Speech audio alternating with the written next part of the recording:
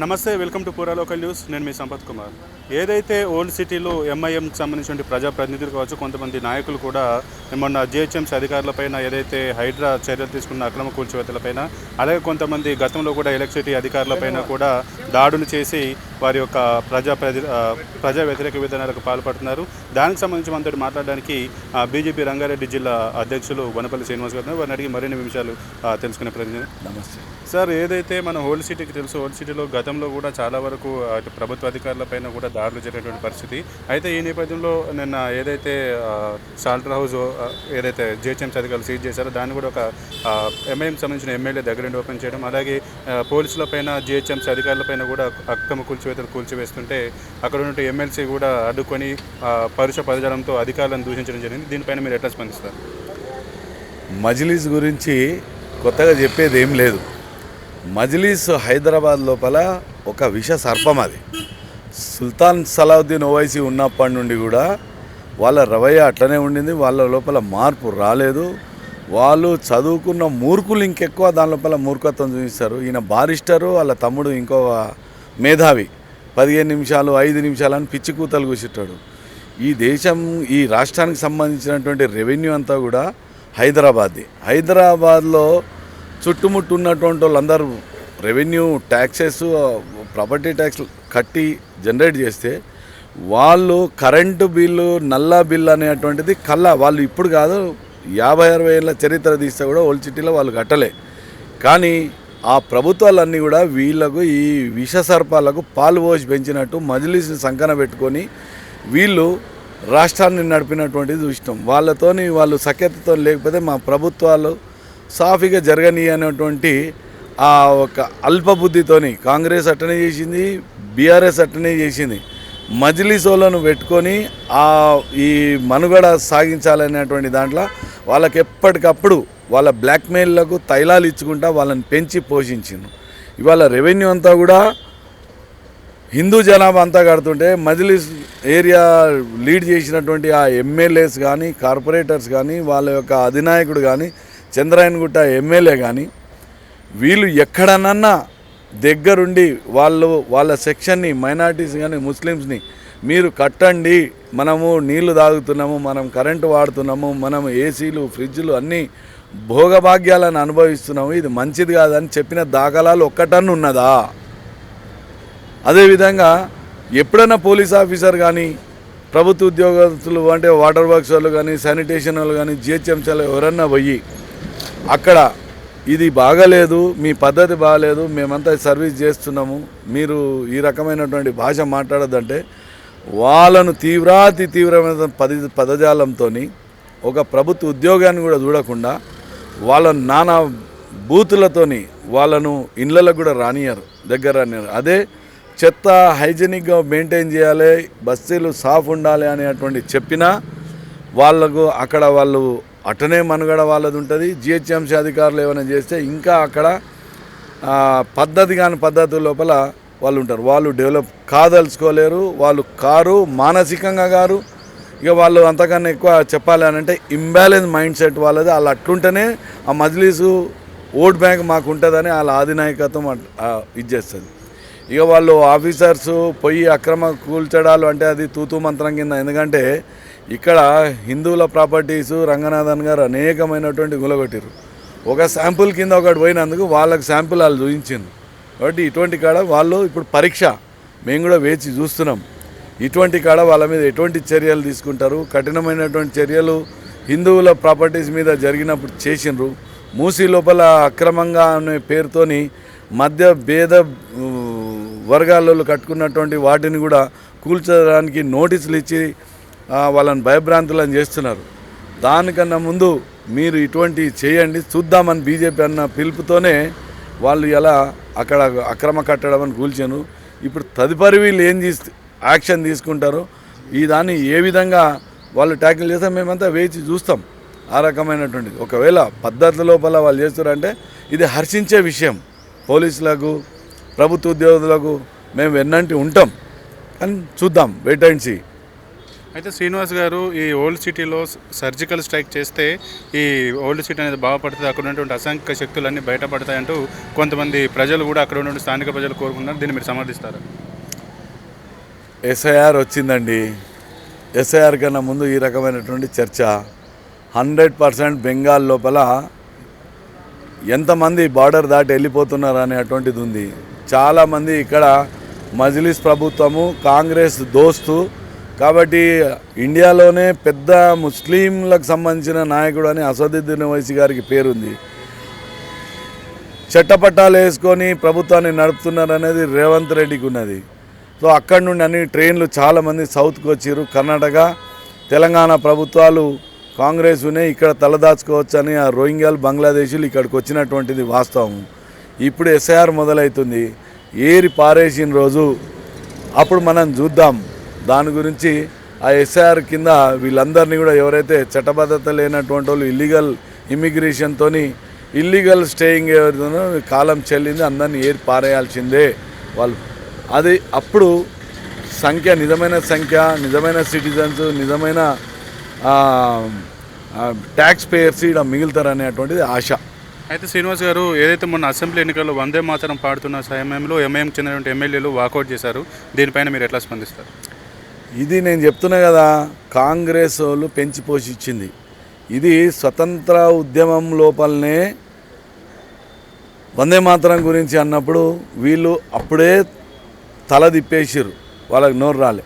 తర్వాత నెహ్రూ గవర్నమెంట్ లోపల మొట్టమొదటి ఎడ్యుకేషన్ మినిస్టర్ అని అనుకున్నటువంటి మౌలానా అబుల్ కలాం ఆజాద్ కూడా వందే మాతరం ఆడుతుంటే స్టేజ్ దిగిపోయింది. కాబట్టి వాళ్ళ రేస్, వాళ్ళ రక్తం లోపల ఈ భారత మాతను కానీ భూభారతిని కానీ ఈ నా మాతృభూమి, ఇది నా తల్లి అనేటువంటి ఫీలింగ్స్ ఎక్కడా లేవు వీళ్ళకు. కాబట్టి దాని గురించి నువ్వు ఎంత ఎడ్యుకేట్ చేసినా కూడా అది కుక్క తోక వంకర అంటే వంకరనే. కానీ రోజులు వస్తాయి, ఖబర్దార్, మీరు భారత్ మాతాకి జై అనాల్సిందే, వందే మాతరం పాడాల్సిందే. మీరు తిరంగా జెండాలను కూడా తిరస్కరించేది ఇవాళ ఎగురుతున్నాయి. ఇలా ఓవైసీ కూడా జెండా ఎగిరేస్తుండు, ఓవైసీ కూడా భారత్ మాతాకి జై అనేటువంటి పరిస్థితి మనం చూసినాం. కాషాయం కప్పుకొని హనుమాన్ పూజకు ఆరతి ఇచ్చినటువంటి చూస్తాం. రాబోయే రోజులల్లో వందే మాతరం వాడతారు, వాళ్ళు వాడతారు, వాళ్ళ జేజమ్మతో వాడిపిస్తారు. ఇక శ్రీనివాస్ గారు, నిన్న ఏదైతే ఇప్పుడు 5 రాష్ట్రాల అసెంబ్లీ ఎలక్షన్స్ జరుగుతున్నాయో ఆ సందర్భంగా కాంగ్రెస్ పార్టీ అధ్యక్షుడు మల్లికార్జున ఖర్గే ఒక వివాదాస్పద వ్యాఖ్యలు చేశారు. ఏదైతే ఆర్ఎస్ఎస్ కార్యకర్త ఎవరు కనిపించినా కూడా చంపేయండి అన్నట్టుగా ఆయన ఉజుగొలిపేటువంటి విధంగా మాట్లాడారు. అలాగే రాహుల్ గాంధీ కూడా ఆర్ఎస్ఎస్కి అనుబంధంగా ఉన్నటువంటి ప్రభుత్వాలను మేము ఉంచాం అధికారంలోకి వస్తుంటూ ఆయన కూడా కామెంట్ చేశారు. వీటిపైన మీరు ఎట్లా స్పందిస్తారు? ఈ 5 రాష్ట్రాల్లో ఏ గవర్నమెంట్ ఫామ్ అవుతుందని మీరు భావిస్తున్నారు? ఇప్పుడు కాంగ్రెస్ అని అంటే దాని ఒక స్లోగన్ వచ్చిండే, ఖతం కాంగ్రెస్ అనేది. ఇది వాళ్ళ అన్ని సెల్ఫ్ గోల్స్, హిట్ వికెట్స్తో వాళ్ళు ముందుకు పోతూ ఉన్నారు. ప్రజలు గమనిస్తూ ఉన్నారు. అనేక సంవత్సరాలుగా కాంగ్రెస్ పయనం ఎటు అని చూసినప్పుడు ఒకటి 20 రాష్ట్రాల వాళ్ళ డిపాజిట్లు గల్లంతాయి. వాళ్ళు గత్యంతరం లేక ఫ్రస్ట్రేషన్తో ఒక రకమైనటువంటి ఫోబియాలో ఉండి మూతిమతి తప్పినటువంటి పరిస్థితి లోపల ఉన్నారు. వాళ్ళ నాయకులు ఎట్లుంటారో వాళ్ళు అట్టనే ఉంటారు. ఏదైతే గాంధీ ఫ్యామిలీ లోపల ఉండి జోడో యాత్ర కింద వాళ్ళు చేసినటువంటి ఎన్ని హరకట్లు ఉన్నాయో అవన్నీ ప్రజలు గమనించారు. అయినప్పటికీ వాళ్ళ తిలోదకాలు ఇచ్చారు. వీళ్ళు జోడో అనేది కాదు, ఎప్పుడు తోడో యాత్రలే ఇల్లయి. ఆ రకంగానే ఇప్పుడు ఆర్ఎస్ఎస్ కుమారో లేకపోతే ఇంతకుముందు కూడా యూపీలో కూడా అనలేదా, బొమ్మన్ బనియా కుమారో సాంకు చోడో అనే అటువంటి దాంట్లో వాళ్ళు ఉన్నాయి. ఇలా ఈయన కొత్త ఏం మాట్లాడతలేరు, ఆర్ఎస్ఎస్కు ఓ ఏ అనేది. ఆయన ఫస్ట్ మూతిమతి తప్పినాడు.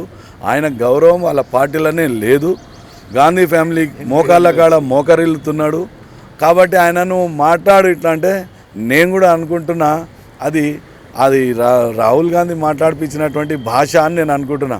ఎందుకంటే ఈయన ఇంత పెద్ద వయసు లోపల ఆర్ఎస్ఎస్ గురించి నాకు బాగా తెలుసు. బీజేపీలో ఉన్నటువంటి వాజ్పేయి అడ్వానీల సాంగత్యంలో పెరిగినటువంటిది తెలుసు. పివి నరసింహారావు గారు ఎంత బ్యాలెన్స్గా ఉండేనో, మేధావి వర్గానికి సంబంధించినటువంటి వాళ్ళు ఎవరికి గౌరవం ఇవ్వాలి, ఏ ఆర్గనైజేషన్ ఎటువంటిది అనేటువంటిది తెలుసు. కానీ ఈయనకు అన్నీ తెలిసి మళ్ళీట మాట్లాడిందంటే ఇది రాహుల్ గాంధీ మాట్లాడిపించినటువంటి భాష అనేది అర్థమవుతున్నది. దానికి మూల్యం చెల్లించక తప్పదు. జనాలందరూ కూడా గమనిస్తూనే ఉన్నారు. వీళ్ళు ఇక కాంగ్రెస్కి బుద్ధి రాదు. ఎవరు శ్రేష్ఠులు, ఎవరు దేశభక్తులు, ఎవరు దేశం గురించి పాటుపడుతున్నారు అనేటువంటిది తెలుసు. కాబట్టి అన్నీ పోయినాయి, ఈ 2 మిగిలినాయి, ఈ 2 కూడా పోతాయి. తెలంగాణ, కర్ణాటక రేపు డబుల్ ఇంజన్ సర్కార్ వచ్చిందాక వీళ్ళు హిట్ వికెట్ ఇట్లనే చేస్తూ ఉండాలి. మేము అట్లా కోరుకోము, కానీ వాళ్ళకు విపరీత బుద్ధి, వినాశకాలే అని అంటాం. వినాశకాలే విపరీత బుద్ధి వాళ్ళకు వినాశనానికి దారి తీస్తుంది. ఆ రకమైనటువంటి భాషనే వస్తుంది. కాబట్టి జనాలు వీళ్ళకు రేపు జిహెచ్ఎంసీ లోపల సూటబుల్ జవాబు ఇస్తారు. దాని తర్వాత డబుల్ ఇంజన్ సర్కార్ 29ల జమ్లీలా ఇలా డిపాజిట్ గల్లత్ అవుతాయి. ఖర్గే గారు కర్ణాటకలో ప్రశాంతమైనటువంటి జీవితం గడపాలి. ఇప్పుడు ఆయన యాక్టివ్గా ఉన్నా అని అనుకుంటుండు, జబర్దస్త్ లేచి నిలబెట్టారు. పాపం తుల్లుతున్నాడు, నడవలేకపోతుండు, మూతిమద్ద దప్పుతున్నది, కనుసూపు కనబడతలేదు. కాబట్టి దాన్ని పెద్దగా సీరియస్గా మేము తీసుకోవాల్సిన అవసరం లేదు. జనాలు దానికి జవాబిస్తారు. అయితే ఇప్పుడు మీరు రంగారెడ్డి జిల్లా అర్బన్ అధ్యక్షులుగా ఉన్నారు కదా, ఇప్పుడు రాబోయే జిహెచ్ఎంసీ ఎన్నికల్లో బీజేపీ ఏ రకంగా ముందుకు పోతుందని మీరు భావిస్తున్నారు? ఇప్పుడు ఎటు చూసినా మీరు గ్రాఫ్ చూడండి. టీచర్ 8 మంది ఎమ్మెల్యేలు గెలిచారు, అంతమంది ఎంపీలు గెలిచారు, మంత్రులు 2 మీద ఉన్నారు. ఎమ్మెల్సీ ఎలక్షన్లలో కూడా దాదాపు 60 అసెంబ్లీ సెగ్మెంట్స్ని కవర్ చేసినటువంటి గ్రాడ్యుయేట్స్ కాన్స్టిట్యున్సీ కానీ టీచర్స్ కాన్స్టిట్యున్సీలా 2 గెలిచి వచ్చారు. అంటే దాదాపు సగం తెలంగాణ లోపల లీడ్ చేసి 100 సీట్ల నుండి 100 గ్రామ పంచాయతీల నుండి 800 దాకా దాదాపు బీజేపీ కమలం లేకపోయినా కూడా బీజేపీ క్యాడర్ గెలిపించుకొని ఉన్నారు. మున్సిపాలిటీస్కి వచ్చేవరకల్లా 700 పైచీలకు వీళ్ళు ఎంపీటీసీలు మన మున్సిపాలిటీ లోపల కౌన్సిలర్స్, కార్పొరేటర్స్ వీళ్ళు గెలిచున్నారు అది జిల్లాలల్లో. సో గ్రాఫ్ ఏ విధంగా ఉంది, ఫస్ట్ ప్లేస్లో ఎంత ఉన్నది ఓట్ షేరింగ్, సెకండ్ ప్లేస్లో ఎంత ఉన్నది, థర్డ్ ప్లేస్లో ఏముంది అని చెప్తే వీళ్ళకు నిద్ర పడతలేదు. రేవంత్ రెడ్డి గారు కూడా అవుట్ ఆఫ్ ఫ్రస్ట్రేషన్లు ఉన్నారు. ఆయన అన్ని గ్యారంటీలు మర్చిపోయాడు, 400 చిలుకు వాగ్దానాలు మర్చిపోయాడు. వాళ్ళకి దిక్కుతో జాగా ఊకే తిరుగుతూ ఉన్నారు రింగా రోజెస్ లోపల. కాబట్టి టైం దగ్గరకు వచ్చేసింది, వేడిగా ఉంది, కాగుతుంది. ఇప్పుడు ఇంకొక సమ్మెట ప్రజలు కొడతారు. జిహెచ్ఎంసీ లోపల 3 కార్పొరేషన్లలో కూడా బీజేపీ జెండా ఎగిరేయబోతుంది. 3 మేయర్లు కూడా బీజేపీ వాళ్ళు రాబోతున్నారు. ఇది స్టాటిస్టిక్సే చెప్తుంది, ఇదేదో పై ముచ్చట కాదు.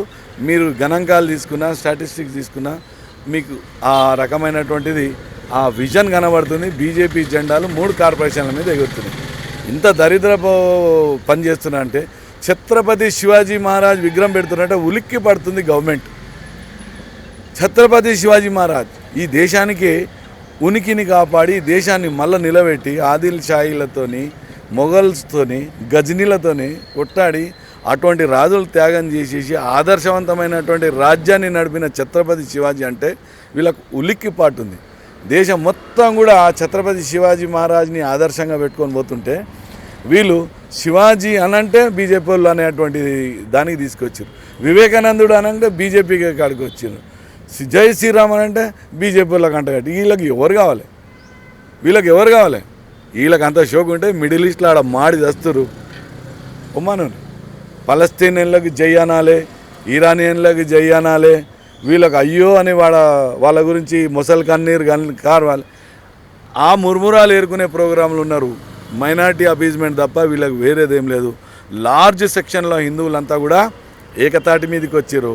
వాళ్ళందరూ కూడా మెజారిటీ ఆలోచనతో ఈసారి ఈ దేశాన్ని కాపాడేటువంటి ఎగ్జాంపుల్స్ ఎన్నో వాళ్ళు చూసారు. నరేంద్ర మోడీ గారి నాయకత్వం లోపల surgical strike, tit for attack, ఘర్ మే గుస్కే మారింగే అనేటువంటిది ఏదైతుందో అవన్నిటిని కూడా సాకారం చేసిండు. కాబట్టి విశ్వాసం. ఆదిత్యనాథ్ యోగి యూపీ లోపల ఉన్నటువంటి రౌడీయిజం, గుండాయిజం, డానిజం ఏ రకంగా ఉండేనో అవన్నిటిని ఎట్లా కంట్రోల్ చేసిండు, ఎట్లా ఎలిమినేట్ చేసిండు, ఇవన్నీ చూసిండు. కాబట్టి హైదరాబాద్లో కూడా ఒకసారి వైట్ వాష్ కావాలి, దాని గురించి బీజేపీ రావాలి అని జనాలు కలలు కంటున్నారు. దాని సాకారం రోజు భారతీయ జనతా పార్టీ కూడా క్షేత్రస్థాయి లోపల గట్టిగా పనిచేసుకుంటూ పోతున్నారు. జెండా బీజేపీ 3 కార్పొరేషన్ల మీద ఎగిరేస్తుంది. దీంట్లో రెండో ఆలోచన ఎవరికీ ఉండొద్దు. జై శ్రీరామ్.